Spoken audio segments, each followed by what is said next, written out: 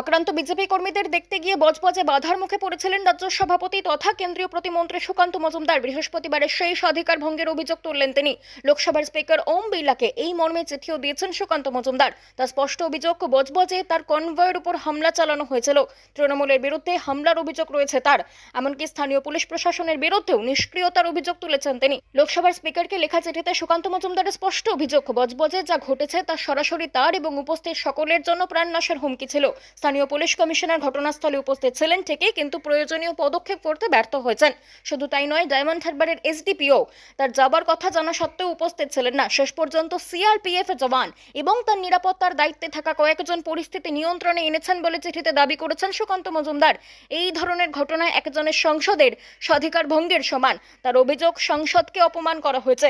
বিষয়টি সংসদের প্রিভিলেজ কমিটির কাছে পাঠানোর আর্জি জানিয়েছেন বিজেপির রাজ্য সভাপতি।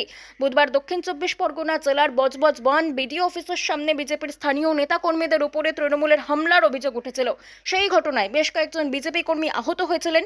বৃহস্পতিবার তাদেরই দেখতে বজবজে গিয়েছিলেন সুকান্ত মজুমদার। তার সেই সফর ঘিরে উত্তপ্ত হয়ে ওঠে পরিস্থিতি। সুকান্ত মজুমদারের কনভয় পোপপাড়া এলাকায় পৌঁছতেই তৃণমূলের সমর্থকেরা চোর বলে স্লোগান দিতে শুরু করেন।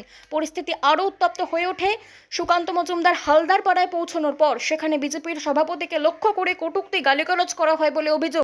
বাংলা খবর, আপনার রাজনীতি, আপনার আওয়াজ।